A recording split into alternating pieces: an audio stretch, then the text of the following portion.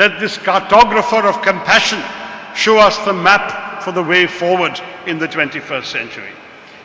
എനിക്കൊരു തോന്നലുണ്ടായിരുന്നു, ഇതല്ലേ കേരളത്തിൻ്റെ വലിയൊരു ശക്തി. ജാതിയുടെ അതീതമായിട്ട് നമ്മളെല്ലാവരും ഓരോരോ കാര്യങ്ങൾ പഠിച്ചു വളർന്നത്. പക്ഷെ അദ്ദേഹത്തിൻ്റെ ആ സാധ്യത കൊണ്ടുവന്നത് ശ്രീനാരായണ ഗുരു തന്നെ ആയിരുന്നു.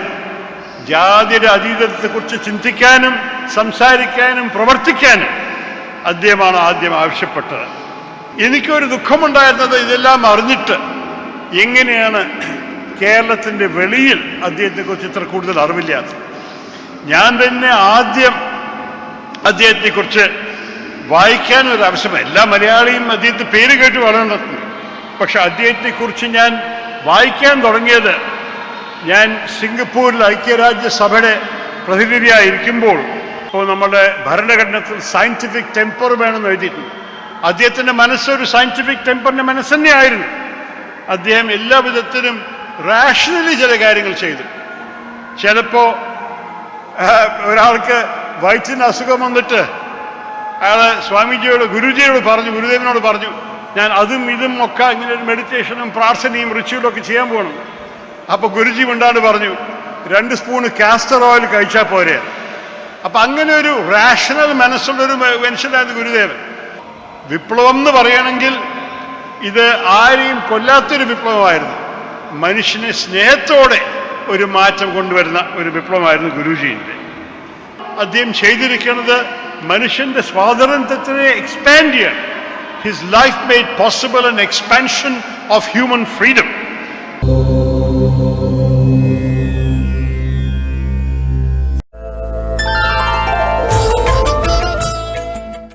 ബഹുമാനപ്പെട്ട governor of west Bengal Shri CV Anand boss, നമ്മുടെ ബഹുമാനപ്പെട്ട അധ്യക്ഷൻ പ്രൊഫസർ സച്ചിദാനന്ദ സ്വാമി വിശാലാനന്ദ, നമ്മളെല്ലാവരെയും സ്വാഗതം പറഞ്ഞ doctor AV Anoop, Shri Babu Panicker, doctor Chandramohan, Shri TP Senkumar, വേദിയിൽ സഹകരിക്കുന്ന എല്ലാ ഈ തീർത്ഥാടനത്തിൽ പങ്കെടുക്കുന്ന സഹോദരന്മാരെ, എല്ലാവർക്കും എൻ്റെ വിനീതമായ നമസ്കാരം.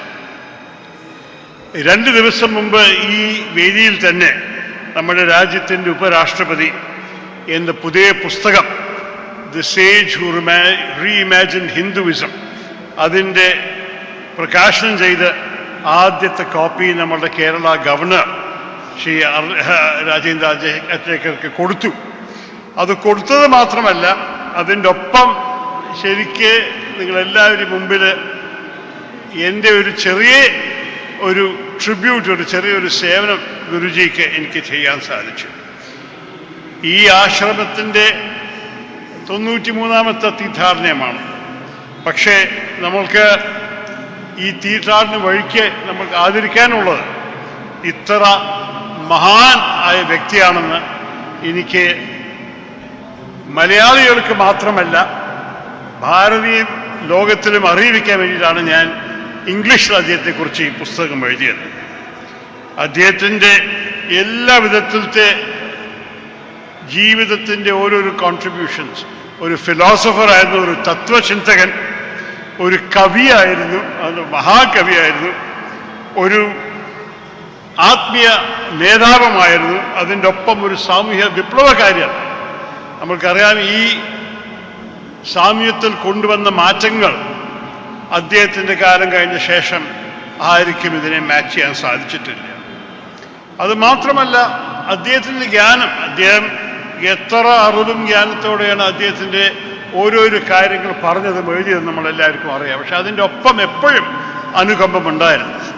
അനുകമ്പമില്ലാതെ ജ്ഞാനത്തിൻ്റെ വലിയ ഗുണം ഈ ലോകത്ത് കാണില്ല.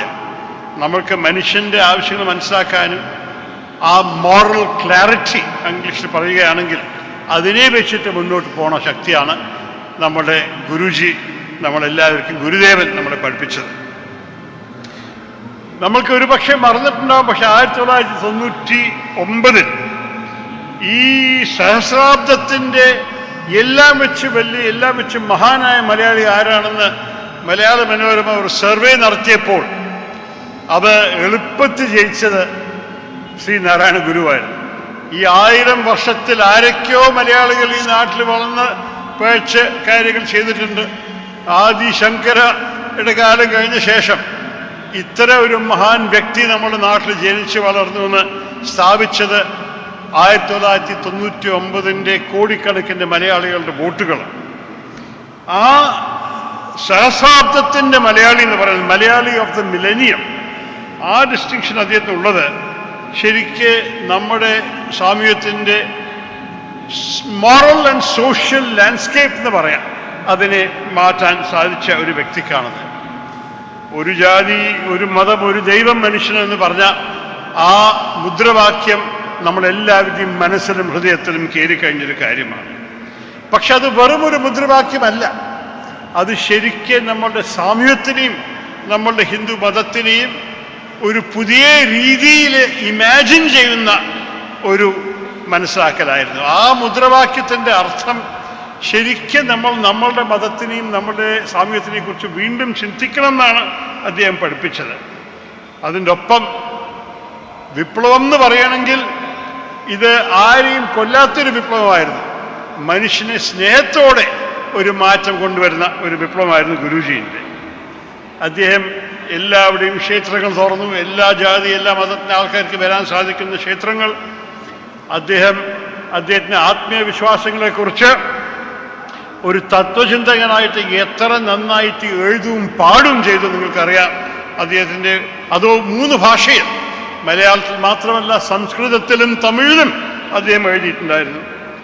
അദ്ദേഹത്തിൻ്റെ ജീവിതത്തിൻ്റെ ഓരോ ദിവസം, മഹാത്മാഗാന്ധി കുറച്ച് വർഷം കഴിഞ്ഞിട്ടൊരു പ്രസിദ്ധപ്പെട്ട ഒരു വാചകം പറഞ്ഞു, എൻ്റെ ജീവിതമാണ് എൻ്റെ സന്ദേശം. ശ്രീനാരായണ ഗുരുവിൻ്റെ സന്ദേശം പല രീതിയിലും വന്നു, പക്ഷെ അദ്ദേഹത്തിൻ്റെ ജീവിതവും ഒരു സന്ദേശമായിരുന്നു. അതിൻ്റെ ഒപ്പം അദ്ദേഹത്തിൻ്റെ പ്രവർത്തനം, അദ്ദേഹത്തിൻ്റെ ചിന്ത, അദ്ദേഹത്തിൻ്റെ പാട്ടുകളും കവിതകളും, ഇതെല്ലാം അദ്ദേഹം എന്ത് ചെയ്താലും അതിൽ ഒരു സന്ദേശം ഒരു 100 വർഷം കഴിഞ്ഞാൽ കൂടി നമ്മളെല്ലാവരെയും മനസ്സിലും ഹൃദയത്തിലും കാണണം. അതാണ് എനിക്ക് കാണുന്നത്. കാരണം ഞാൻ കുറച്ച് മാസം മുമ്പ് ഒരു ആർട്ടിക്കിൾ എഴുതി പറഞ്ഞു, അദ്ദേഹം ചെയ്തിരിക്കുന്നത് മനുഷ്യൻ്റെ സ്വാതന്ത്ര്യത്തിനെ എക്സ്പാൻഡ് ചെയ്യാൻ. His life made possible an expansion of human freedom. ഇതായിരുന്നു നമ്മുടെ കേരളത്തിൽ ജാതി, കൊളോണിയലിസം, ബ്രിട്ടീഷുകാരുടെ ഭരണം, അതിൻ്റെ ഒപ്പം മതവിദ്വേഷങ്ങൾ, ഇതെല്ലാം നടക്കുന്ന ഒരു കാലത്തിൽ അദ്ദേഹം കൊണ്ടുവന്നിരിക്കുന്നത്, ഇപ്പോൾ നമ്മളുടെ തിരുവനന്തപുരത്തിലും തിരുവിതാംകൂറിലും എല്ലാ മുക്കിലും അദ്ദേഹത്തിൻ്റെ ഒരു മൂർത്തിയോ ഒരു പ്രതിമയോ അദ്ദേഹത്തെ കുറിച്ച് പ്രാർത്ഥിക്കാൻ ഒരു സ്ഥലം നമ്മൾക്ക് കാണാൻ സാധിക്കും. പക്ഷെ ആ കാലത്ത് അദ്ദേഹം ഇതൊക്കെ പറയുമ്പോൾ ശരിക്ക് ഒരു പുതിയ ഒരു കണ്ണു തുറക്കലായിരുന്നു നമ്മുടെ സാമൂഹ്യത്തിൻ്റെ അകത്ത്. എനിക്കൊരു ദുഃഖമുണ്ടായിരുന്നത് ഇതെല്ലാം അറിഞ്ഞിട്ട് എങ്ങനെയാണ് കേരളത്തിൻ്റെ വെളിയിൽ അദ്ദേഹത്തെക്കുറിച്ച് ഇത്ര കൂടുതൽ അറിവില്ലാത്തത്. ഞാൻ തന്നെ ആദ്യം അദ്ദേഹത്തെക്കുറിച്ച് വായിക്കാനൊരു ആവശ്യമാണ്. എല്ലാ മലയാളിയും അദ്ദേഹത്തെ പേര് കേട്ട് വളർന്നു.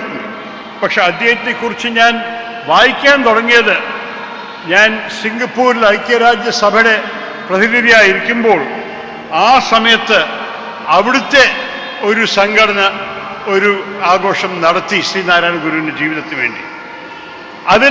അവർ 2 മുഖ്യ പ്രഭാഷകരെയാണ് ക്ഷണിച്ചത്. 2ഉം നായർ സമുദായത്തിൻ്റെ മലയാളികളായിരുന്നു. ഇന്ത്യയുടെ ആ കാലത്ത് ഹൈക്കമ്മീഷന് നമ്മൾ അംബാസഡർ പോലെ ഇരിക്കുന്നുണ്ടായിരുന്ന കിടങ്ങൂർ ഗോപാലകൃഷ്ണപിള്ള NSSൻ്റെ മുൻ നേതാവായിരുന്നു ഒരു പ്രഭാഷകൻ. മറ്റേത് ഞാനായിരുന്നു, ഐക്യരാജ്യസഭയുടെ ആ കാലത്തെ അതിൻ്റെ ഹെഡ്. അപ്പോൾ ഞങ്ങൾ 2 ആളും കൂടി ശ്രീനാരായണനെക്കുറിച്ച് ഗുരുവിനെ കുറിച്ച് സംസാരിക്കുമ്പോൾ എനിക്കൊരു തോന്നലുണ്ടായിരുന്നു, ഇതല്ലേ കേരളത്തിൻ്റെ വലിയൊരു ശക്തി. ജാതിയുടെ അതീതമായിട്ട് നമ്മളെല്ലാവരും ഓരോരോ കാര്യങ്ങൾ പഠിച്ചു വളർന്നത്. പക്ഷെ അദ്ദേഹത്തിൻ്റെ ആ സാധ്യത കൊണ്ടുവന്നത് ശ്രീനാരായണ ഗുരു തന്നെ ആയിരുന്നു. ജാതിയുടെ അതീതത്തെക്കുറിച്ച് ചിന്തിക്കാനും സംസാരിക്കാനും പ്രവർത്തിക്കാനും അദ്ദേഹമാണ് ആദ്യം ആവശ്യപ്പെട്ടത്. നിങ്ങൾക്കറിയാം, പലവരും മറ്റ് ജാതിക്കാരെ അദ്ദേഹത്തിനെ ഒരു കാലത്ത് എതിരിച്ചതായിരുന്നു. ഇന്ന് എതിർപ്പൊന്നുമില്ല. മതമേതായാലും മനുഷ്യൻ നന്നായാൽ മതി എന്ന് പറഞ്ഞ ശ്രീനാരായണ ഗുരുവിൻ്റെന്ന് ഞാൻ പല കാര്യങ്ങൾ പഠിച്ചിട്ടുണ്ട്. ഞാൻ എൻ്റെ ആദ്യത്തെ തിരഞ്ഞെടുപ്പ് മുതൽ ഞാൻ ആ മുദ്രാവാക്യത്തിന് എൻ്റെ സ്വന്തം രീതിയിൽ ഒരു ചെറിയ ഒരു പാരഫ്രേസിങ് ചെയ്തു. ഞാൻ ഇന്നലെ നമ്മുടെ മുഖ്യമന്ത്രി എന്നെക്കുറിച്ച് ചില നല്ല വാക്ക് തന്നിട്ട് എനിക്കൊരു അവാർഡ് തന്നപ്പോൾ ഞാൻ അപ്പോഴേ പറഞ്ഞതാണ്, ഞാനും 2009 മുതൽ എൻ്റെ എല്ലാ തെരഞ്ഞെടുപ്പിലും പറയുന്ന ഒരു വാചകമാണ്. ശ്രീനാരായണ ഗുരു പറഞ്ഞിട്ടുണ്ടായിരുന്നു, മതമേതായാലും മനുഷ്യൻ നന്നായി മതിയെന്ന്. ഞാൻ അതുപോലെ പറയുന്നു, രാഷ്ട്രീയമേതായാലും രാഷ്ട്രം നന്നായാൽ മതി. നമ്മളെല്ലാവരും രാഷ്ട്രത്തിന് വേണ്ടിയിട്ടല്ലേ സേവനം ചെയ്യേണ്ടത്. നമ്മൾക്ക് രാഷ്ട്രീയ അഭിപ്രായ വ്യത്യാസങ്ങൾ ഉണ്ടാവാം, ഞാൻ മുഖ്യമന്ത്രിയുടെ മുമ്പിലാണ് പറഞ്ഞത്.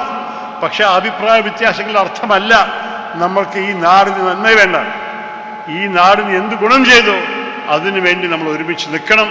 അത് ഏത് പാർട്ടിയായാലും കേന്ദ്രത്തിൻ്റെ ഭരണത്തിൻ്റെ ഒപ്പമാണെങ്കിലോ അല്ലെങ്കിൽ സംസ്ഥാനത്തിൻ്റെ ഭരണമാണെങ്കിൽ നമ്മുടെ രാജ്യത്തിൻ്റെ സംരക്ഷണം, നമ്മുടെ രാജ്യത്തിൻ്റെ പുരോഗതി, നമ്മുടെ രാജ്യത്തിൻ്റെ വികസനം, അതിൻ്റെ ഒപ്പം കേരളത്തിൻ്റെയും മലയാളികളുടെയും നന്മ, അതാണ് നമ്മളെല്ലാവർക്കും രാഷ്ട്രീയക്കാരായിട്ട് ചെയ്യേണ്ടതെന്ന് എൻ്റെ പൂർണ്ണ വിശ്വാസമുണ്ട്.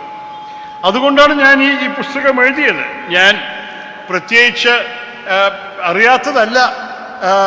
പിന്നെ മലയാളം ഭാഷയിൽ ശ്രീനാരായണ ഗുരുവിനെ കുറിച്ച് എത്രയോ നല്ല പുസ്തകങ്ങളുണ്ട്. അതുപോലെ തന്നെ ഇംഗ്ലീഷിലും 5-6 പുസ്തകങ്ങൾ ഇറക്കിയിട്ടുണ്ട്. പക്ഷേ ചെറിയ വാചകങ്ങളിലും ചെറിയ നീളത്തിലും ഒരു 10-200 പേജിൽ ജനങ്ങൾക്ക് ഒരു പുതിയ തലമുറയ്ക്ക് വായിച്ച് മനസ്സിലാക്കാനും അദ്ദേഹത്തെക്കുറിച്ച് പഠിക്കാനും അദ്ദേഹത്തെ അറിയാനും ഉള്ള ഒരു പുസ്തകം എഴുതാൻ ആവശ്യമുണ്ടെന്ന് നമ്മുടെ സ്വാമിജി എന്നെ എന്നോട് ആവശ്യപ്പെട്ടതായിരുന്നു. അദ്ദേഹം എന്നോട് ഒരു കാലത്ത് പറഞ്ഞു, താങ്കൾ എഴുതിയാൽ ആശ്രമത്തിൻ്റെ സഹകരണം ഉണ്ടാവും. ഞാൻ ഇപ്പോൾ കൂടി നന്ദി പറയട്ടെ സ്വാമിജിയോട്. സ്വാമിജിക്ക് കേൾക്കാനുള്ള സാധ്യതയില്ലെങ്കിലും താങ്കളോട് നന്ദി പറയണം. താങ്കൾ എന്നോട് ഈ ഐഡിയ തന്നതിനും അതുമാത്രമല്ല താങ്കൾ എനിക്ക് കുറേ പുസ്തകങ്ങൾ എത്തിച്ചിട്ട് ശ്രീനാരായണ ഗുരുവിനെ കുറിച്ച് വായിക്കാനും എന്നെ സഹായിച്ചതിന് സ്വാമിജിക്കും ശിവഗിരി ആശ്രമത്തെ എല്ലാവർക്കും ഞാൻ എൻ്റെ നന്ദി പറയട്ടെ. നമ്മുടെ രാജ്യത്തിൽ പല വിധത്തിലും ചില വെല്ലുവിളികൾ നടക്കുന്നുണ്ട്. സമുദായങ്ങളുടെ ഇടയിൽ ചില വിദ്വേഷങ്ങളും ക്രോധങ്ങളും ചിലവരെ ഇളക്കി വിടുന്നുണ്ട്. നമ്മളെല്ലാവരും ഒരുമിച്ച് നിൽക്കണം, ഒരുമിച്ച് പ്രവർത്തിക്കണം, ഒരുമിച്ച് സംഘർഷിക്കണം എന്നൊരു വിശ്വാസത്തിലാണ് ഞാൻ ഈ പുസ്തകം എഴുതിയത്. ഞാൻ പറയട്ടെ, ഈ 93 വർഷം നിങ്ങളെല്ലാവരും തീർത്ഥാടനം ചെയ്യുമ്പോൾ വെറും പ്രാർത്ഥിക്കാൻ മാത്രമല്ലല്ലോ. ശ്രീനാരായണ ഗുരു എന്താ പറഞ്ഞത്? ഇവിടെ വന്നിട്ട് നമ്മൾക്ക് ഓരോരോ ലെക്ചർ കേൾക്കണം. എൻ്റെ ഭാഗ്യത്തോടെ ഞാൻ 10-15 വർഷമായിട്ട് ആ കോവിഡ് കാലം ഒഴിച്ച സമയത്ത് മാത്രം ഞാൻ എല്ലാ വർഷവും ഈ തീർത്ഥാടനത്തിൽ പങ്കെടുത്തിട്ട് ഓരോരോ വിഷയത്തെക്കുറിച്ച് പ്രഭാഷണം ചെയ്യാനുള്ള ഭാഗ്യമുണ്ടായിട്ടുണ്ട്. ഞാനിവിടെ വരുന്നത് എന്തിനാണ്? എനിക്ക് ശ്രീനാരായണ ഗുരുവിൻ്റെ ആ വിശ്വാസത്തിനെ മുന്നോട്ട് കൊണ്ടുപോകാനാണ്. എങ്ങനെയാണ് നമ്മളുടെ സ്വാമിത്വം നന്നാക്കാൻ സാധിക്കും, നമ്മളുടെ മലയാളികൾക്ക് പ്രവർത്തിക്കാൻ സാധിക്കും, അവർ ഭാവിക്ക് വേണ്ടി എന്ത് ചെയ്യാൻ സാധിക്കും, അതിനാണ് ഈ തീർത്ഥാടനം നടക്കുന്നത്. അതുകൊണ്ട് നമ്മൾ പ്രാർത്ഥിക്കും, തൊഴും, അദ്ദേഹത്തിന് പ്രണാമം പറയും. പക്ഷെ അതിൻ്റെ ഒപ്പം അദ്ദേഹം ആവശ്യപ്പെട്ട പോലെ വിദ്യാഭ്യാസ മേഖലയിലത്തെ വിഷയങ്ങൾ, ബിസിനസ് മേഖലയിലും ഹാൻഡിക്രാഫ്റ്റും ട്രേഡിൻ്റെയും അതിനെക്കുറിച്ചൊക്കെ നമ്മൾ ചെയ്യും. അതിൻ്റെ അർത്ഥം എന്താണ്? നമ്മളുടെ മനസ്സും നമ്മളുടെ ഹൃദയവും അതിൻ്റെ ഒപ്പം നമ്മളുടെ മനുഷ്യ ജീവിതത്തെയും നന്നാക്കാൻ ഒരു കടമ നമ്മൾക്കെപ്പോഴും ഉണ്ടാവണം. ഞാൻ ദീർഘമായി പ്രസംഗിക്കാൻ ആഗ്രഹിക്കുന്നില്ല. പക്ഷെ അദ്ദേഹം പറഞ്ഞ 2-3 കാര്യങ്ങൾ ഞാൻ ഒച്ചുകൂടി ചൂണ്ടിക്കാണിക്കട്ടെ അവസാനിക്കുന്ന മുമ്പ്. ഒന്ന്, അദ്ദേഹം പല വിധത്തിലും എല്ലാവരെയും ഉൾക്കൊള്ളിട്ടാണ് മുന്നോട്ട് പോയത്. വിപ്ലവക്കാരൻ എന്ന് പറഞ്ഞാൽ ചിലവരെ തല കുറിച്ചിട്ടോ ചിലവരെ മാറ്റി വെച്ചിട്ടോ അല്ല. അദ്ദേഹം എല്ലാവരെയും ഒന്നേപോലെ കണ്ടിട്ട് മുന്നോട്ട് കൊണ്ടുപോകാനാണ് ആഗ്രഹിച്ചത്. അതും നമുക്ക് വലിയൊരു പാഠം പഠിക്കണം. അതിനൊപ്പം തന്നെ അദ്ദേഹം പറഞ്ഞു, വേറെ ആരായാലും അവനവൻ്റെ ആത്മസുഖത്തിന് വേണ്ടി അവർ വല്ലതും ഒരു ആചാരങ്ങൾ ചെയ്യുകയാണെങ്കിൽ അത് മറ്റേവരെ ഒരു വിധത്തിലും ദോഷം ചെയ്യരുത്. മറ്റേവരെ അവർക്കും സുഖം കൊടുക്കണം. ആ കാര്യം നമ്മൾക്ക് ഒരിക്കലും മറക്കാൻ സാധിക്കില്ല. നമ്മളുടെ സുഖം വേറെ ഒരു മനുഷ്യൻ്റെ ദുഃഖത്തിൽ കെട്ടാൻ സാധിക്കില്ല. നമ്മുടെ വിജയം, നമ്മളുടെ എന്താ പറയുക, സമൃദ്ധി വേറെ ഒരു മനുഷ്യൻ്റെ ദുഃഖവും നഷ്ടത്തിലല്ല ആവേണ്ടത്. അതാണ് ശ്രീനാരായണ ഗുരു നമ്മളെല്ലാവരെയും പഠിപ്പിച്ച് നമ്മുടെ ഓരോരോ കാര്യത്തിലും രാഷ്ട്രീയ കാര്യത്തിലും ഒക്കെ ഞാനിപ്പോൾ പറയണത്, കേരളത്തിനെ നന്നാക്കണമെന്നുണ്ടെങ്കിൽ നമ്മളെല്ലാവരും ഒരുമിച്ച് നിന്നിട്ട് ഒരുമിച്ച് മുന്നോട്ട് പോകണം. ഈ വരാൻ 3-4 മാസങ്ങളിൽ ഭയങ്കര രാഷ്ട്രം നിങ്ങളെല്ലാവരും കേൾക്കാൻ പോകുന്നുണ്ട്. വലിയ അഭിപ്രായ വ്യത്യാസങ്ങളുണ്ടാവും, തർക്കമുണ്ടാവും. എല്ലാവരും ഓരോരോ കാര്യത്തിൽ ചൂണ്ടിക്കാണിച്ച മറ്റേവരെ താത്താൻ ശ്രമിക്കും. അതാണ് രാഷ്ട്രീയത്തിൻ്റെ വഴി. പക്ഷെ അതായിരുന്നില്ലേ ഗുരുദേവന്റെ വഴി. അദ്ദേഹം ആഗ്രഹിച്ചത് എല്ലാവരെയും സുഖിക്കാം, എല്ലാവരെയും ഒരുമിച്ച് കൊണ്ടുപോകാൻ. അദ്ദേഹം ജീവിത സമയത്തിൽ അദ്ദേഹം ചെയ്തത് എത്ര ആൾക്കാരെ മനസ്സ് മാറ്റി. ഞാൻ എൻ്റെ പുസ്തകത്തിൽ അദ്ദേഹത്തിൻ്റെ ആദ്യം ശിവഗിരി ആശ്രമം സ്ഥാപിക്കുമ്പോൾ അദ്ദേഹത്തൊപ്പം ഉണ്ടായിരുന്ന 12 സ്വാമിമാരുടെ പേര് എഴുതുമ്പോൾ ഞാൻ അവർ ജാതി നോക്കി എഴുതിയപ്പോൾ പറഞ്ഞത് എല്ലാ ജാതിയുടെയും സ്വാമിമാരുണ്ടായിരുന്നു ശ്രീനാരായണ ഗുരുയുടെ ഒപ്പം. നമ്പൂതിരി, നായർ, ഈഴവ, ദളിത് എല്ലാവരും അടക്കം അവരെല്ലാവരും ഒരേപോലെ ഒരേ ഈ മൂല്യങ്ങൾ മനസ്സിൽ വെച്ചിട്ടാണ് ശ്രീനാരായണ ഗുരുവിൻ്റെ ഒപ്പം നിന്നത്. ഇതിന്നൊക്കെ ഒരു പാഠം നമ്മൾക്കും പഠിക്കാനുണ്ട്. ക്ഷേത്രത്തിൽ മാത്രമല്ല മനുഷ്യൻ നന്നാവേണ്ടത്, നമ്മുടെ ജീവിതത്തിൽ, നമ്മുടെ രാഷ്ട്രീയത്തിൽ, നമ്മുടെ വികസന പ്രവർത്തനത്തിൽ എല്ലാറ്റിലും നമ്മൾക്ക് ഒരുമിച്ച് നിൽക്കണമെന്ന് സ്വാമിജി നമ്മളെ പഠിപ്പിച്ചിട്ടുണ്ട്. അപ്പോൾ ask not what caste you come from, ask what your character is. അത് ഇംഗ്ലീഷിൽ ചൊല്ലുകയാണെങ്കിൽ അതായിരുന്നു അദ്ദേഹത്തിൻ്റെ വിശ്വാസം.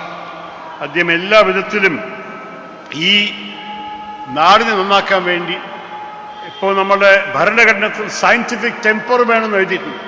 അദ്ദേഹത്തിൻ്റെ മനസ്സൊരു സയൻറ്റിഫിക് ടെമ്പറിൻ്റെ മനസ്സ് തന്നെയായിരുന്നു. അദ്ദേഹം എല്ലാ വിധത്തിലും റാഷണലി ചില കാര്യങ്ങൾ ചെയ്തു.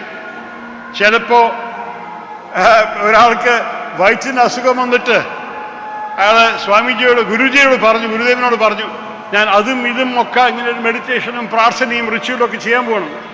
അപ്പൊ ഗുരുജി മിണ്ടാണ്ട് പറഞ്ഞു, 2 സ്പൂൺ കാസ്റ്റർ ഓയിൽ കഴിച്ചാൽ പോരെ. അപ്പൊ അങ്ങനെ ഒരു റാഷണൽ മനസ്സുള്ളൊരു മനുഷ്യനായിരുന്നു ഗുരുദേവൻ. അതിൻ്റെ ഒപ്പം ദൈവവിശ്വാസം, നമ്മളുടെ ആത്മീയ പുരോഗതി, അതിനെക്കുറിച്ചൊക്കെ അദ്ദേഹത്തിന് നല്ലോണം മനസ്സിലാക്കാനും പഠിപ്പിക്കാനും അദ്ദേഹത്തിന് അറിഞ്ഞിട്ടായിരുന്നു. ഇങ്ങനെ ഒരു ഗുരുദേവൻ്റെ ഓരോരോ ലെസൺസ് നമ്മൾ മറക്കാതെ മുന്നോട്ട് പോകണം. ഞാൻ ഇപ്പോൾ പ്രത്യേകിച്ച് നിങ്ങളോട് പറയാൻ ആഗ്രഹിക്കുന്നത്, ഈ നാടിൻ്റെ, ഈ തിരുവനന്തപുരത്തിൻ്റെ ഒരു പ്രതിനിധിയായിട്ട് എനിക്ക് ഈ സേവനം ചെയ്യാൻ സാധിച്ചതിന് എനിക്ക് ഗുരുദേവനും ദൈവത്തിനും ഞാൻ നല്ലോണം നന്ദി പറയുന്നു. എനിക്കൊരു സംശയവുമില്ല, അദ്ദേഹം ഈ നാട്ടിൽ കൊണ്ടുവന്ന സന്ദേശങ്ങൾ ഇന്ത്യ മുഴുവനും ലോകം മുഴുവനും നമ്മൾക്ക് എത്തിക്കാനൊരു ആവശ്യമുണ്ട്. അത് 19-ാം നൂറ്റാണ്ടോ നമ്മളുടെ ഈ കഴിഞ്ഞ നൂറ്റാണ്ടത്തെ തുടക്കത്തിൻ്റെ കാലം മാത്രമായിരുന്നില്ല, എപ്പോഴും റെലവൻ്റായി. ഞാൻ സ്വാമിജിയോടൊപ്പം ഓസ്ട്രേലിയയിൽ പോയി പ്രസംഗിച്ചിട്ടുണ്ടായിരുന്നു ശ്രീനാരായണ ഗുരുവിനെ കുറിച്ച്. ഓസ്ട്രേലിയയിലത്തെ ആൾക്കാർക്ക് എന്താണ് ഈ സന്ദേശത്തിൻ്റെ അർത്ഥം എന്ന് മനസ്സിലാക്കാൻ ഇന്ന് ഈ കാലത്തൊക്കെ ഇമിഗ്രൻസിൻ്റെ ഒപ്പം നടക്കുന്ന ഓരോരോ വിഷയങ്ങളെക്കുറിച്ച് ചിന്തിച്ചാൽ നിങ്ങൾക്ക് മനസ്സിലാക്കാൻ സാധിക്കും. ലോകം മുഴുവൻ അന്യൻ്റെ എതിരൊരു സംസാരമാണ്. ലോകം മുഴുവൻ നമ്മളെ പോലെ അല്ലാതെ ആൾക്കാരെ നമ്മൾ ആക്ഷേപിക്കണം, തള്ളണം, മാറ്റിവെക്കണം എന്നൊരു വിശ്വാസം കൂടിക്കൂടി വരുന്നു. ആ കാലത്ത് എല്ലാവരും ഒന്നാണ്, എല്ലാവരെയും ഒരേപോലെ കാണണം, എല്ലാവരെയും മുന്നോട്ട് കൊണ്ടുപോകണം എന്നൊരു വിശ്വാസിച്ച ശ്രീനാരായണ ഗുരുവിൻ്റെ സന്ദേശം നമ്മൾ എല്ലാവരെയും മനസ്സിലും ഹൃദയത്തിലും എപ്പോഴും ഉണ്ടാവട്ടെ. ആ സന്ദേശം ലോകം മുഴുവൻ എത്തട്ടെ. Let this cartographer of compassion show us the map for the way forward in the 21st century. ഇത് മാത്രം പറഞ്ഞിട്ട് ഒരിക്കലും കൂടി ഞാൻ സ്വാമിജിക്കും ശിവഗിരി ആശ്രമത്തിൻ്റെ എല്ലാവരും ഇവിടെ തീർത്ഥാടനം ചെയ്ത് എത്തിയ എല്ലാവർക്കും എൻ്റെ പ്രണാമം പറഞ്ഞിട്ട് ശ്രീനാരായണ ഗുരുവിൻ്റെ ഓർമ്മയിൽ ഈ പുസ്തകത്തിനെ ഈ ആശ്രമത്തിൽ ഡെഡിക്കേറ്റ് ചെയ്യുന്നു. നന്ദി, നമസ്കാരം, Jaya Gurudev, Jaya Hind. Thank you sir.